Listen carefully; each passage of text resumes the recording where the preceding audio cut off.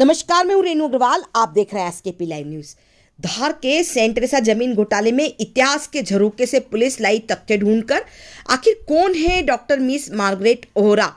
क्या वह वास्तव में दास परिवार की कोई रिश्तेदार थी? कौन थी मिस ओहरा? एक पहेली जिसे इतिहास के पन्नों ने मिस ओहरा के द्वारा लिखी गई किताब ने सुलझा दिया। धार के सेंट टेरेसा की सरकारी जमीन के घोटाले में पुलिस के हाथ एक महत्वपूर्ण सुराग लगा। महिला डीएसपी यशस्वी सिंधे ने बताया कि पुलिस के हाथ जो महत्वपूर्ण दस्तावेज लगे हैं वह पुराने दस्तावेज व किताबों को खंगालना शुरू किया है। उसी में से यह दस्तावेज मिला है।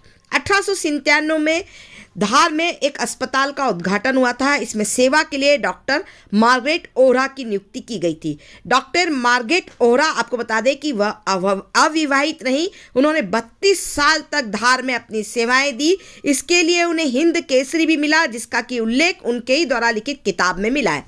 उन्होंने 1927 में कनाडा के लिए अपनी रवानगी भारत से डाल दी थी।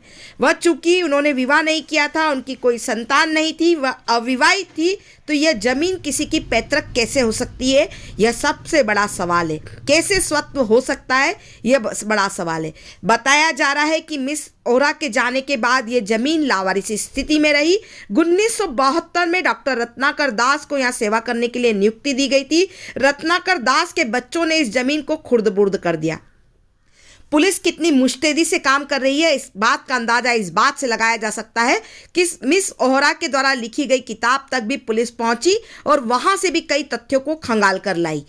1895 में धार महाराज आनंदराव तृतीय ने सेंट टेरेसा की बेशकीमती व मसीह अस्पताल की जमीन स्वास्थ्य सेवाओं के लिए जल कल्याणार्थ दी थी। इस बेशकीमती जमीन पर कभी अस्पताल व स्टाफ रहा करता था। वही मसीह अस्पताल वाली भूमि पर बताया जा रहा है कि कभी पत्रे के शेड में अस्पताल संचालित होता था। यहाँ पर ब्रिटिश हुकूमत के समय मिस मार्गरेट ओहरा, जो कि वर्ल्ड की दूसरी डॉक्टर थी, उनकी नियुक्ति धार में की गई थी। वह 1891 में प्रिंस मेडिकल कॉलेज किंगस्टन से डॉक्टर बनी। वह पहली बैच की डॉक्टर थी जिनका अपॉइंटमेंट धार में किया गया। वह 1895 में भारत आई, धार पहुंची। धार में उन्होंने एक डॉक्टर होने के नाते सेवा दी। इसके अलावा उन्होंने यहाँ पर एक अनाथ आश्रम का भी संचालन किया। इस आश्रम में उन्होंने कई युवतियों की शादियां भी करवाई। एक विदेशी महिला जो कि एमडी डॉक्टर थी, उन्होंने आदिवासी अंचल में सेवा दी और समाज सेवा भी की। इतना पवित्र उद्देश्य भारत में रहकर उन्होंने पूरा किया।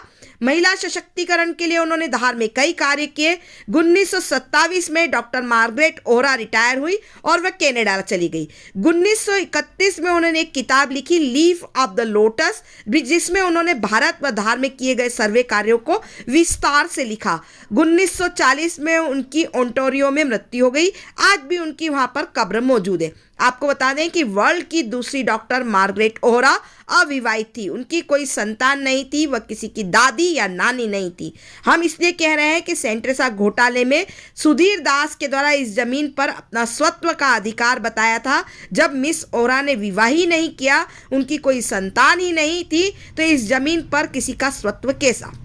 डॉक्टर रत्नाकर पीटर दास एक संस्था के जरिए मसीह अस्पताल में अपनी सेवाएं देने के लिए 1972 में उनकी धार में नियुक्ति हुई। वही 1927 से 1972 तक यह अस्पताल की भूमि लावारिसों की भूमि की तरह रही। रत्नाकर पीटर दास छत्तीसगढ़ से धार आए थे और यहाँ पर मृत्यु तक रहे। उन्होंने, उनकी पत्नी ने यहाँ सेवाएं दी और उनके पुत्र सुधीर दास, जो कि इस घोटाले में मुख्य आरोपी है, वह अपना स्वत्व का अधिकार व ईसाई होकर यह जन कल्याण के लिए दी गई जमीन को खुर्द-बुर्द किया। और आज ये घोटाला मध्य प्रदेश का सबसे बड़ा घोटाला बना हुआ है, जिस पर पुलिस ने 28 आरोपियों सहित एक संस्था पर प्रकरण दर्ज किया है और ये जमीन खुद ब खुद आरोपियों को लगातार बुला रही है। देखें खबर एसकेपी लाइव न्यूज पर।